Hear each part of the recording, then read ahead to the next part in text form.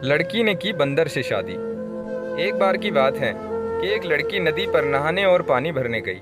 उसने नहाने के लिए अपने कपड़े उतारे, उनको किनारे पर रखा और नहाने के लिए पानी में चली गई। जब वह नहा रही थी तो एक बंदर आया और उसके कपड़े उठाकर भाग गया। लड़की ने बंदर का पीछा किया और चिल्लाकर बोली, ओ बंदर, रुक जाओ, मेरे कपड़े वापस करो। बंदर बोला, अगर तुम मुझसे शादी करोगी तभी मैं तुम्हारे कपड़े वापस करूंगा।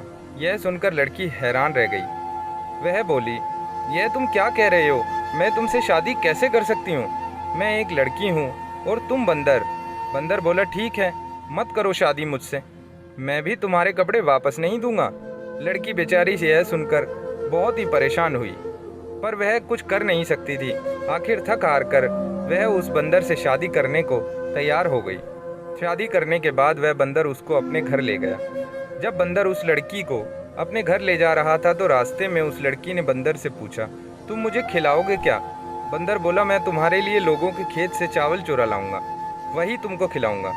इस तरह वह लड़की बंदर के साथ रहने लगी। वह हमेशा यही सोचती रहती थी कि किस तरह वह बंदर के घर से भाग जाए। एक दिन जब उसका बंदर पति बाहर गया हुआ था तो उसकी बूढ़ी माँ जो उसी घर में रहती थी मार दिया। उसने उसकी खाल निकाल ली और खुद पहनकर बैठ गई। जब बंदर वापस आया तो उसने माँ को देखकर उससे पूछा, माँ, मेरी पत्नी कहाँ है?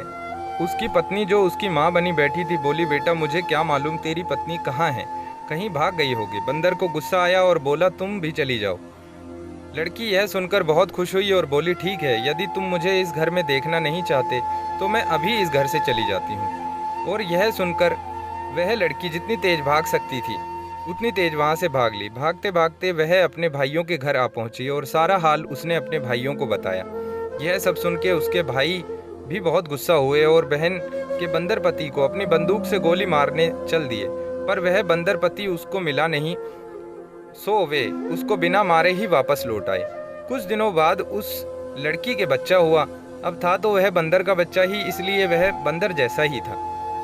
पर लड़की के भाइयों को अपनी बहन का यह बंदर बच्चा फूटी आंख नहीं पाता था। वे उसको मारना चाहते थे, मगर लड़की का तो वह अपना बच्चा था, इसलिए वह उसको मारने नहीं देती थी। धीरे धीरे वह बंदर का बच्चा बड़ा हो गया।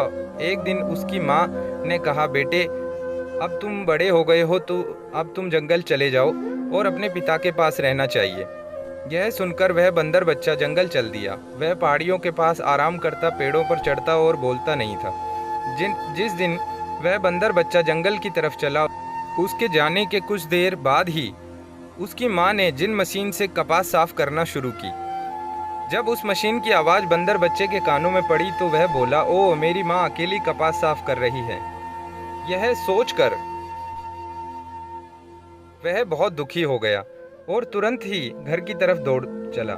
बंदर बच्चे की माँ को भी अपने बेटे की बहुत याद आ रही थी, पर वह अपने भाइयों के डर से अपने बंदर बच्चे को साथ रखने में डरती थी।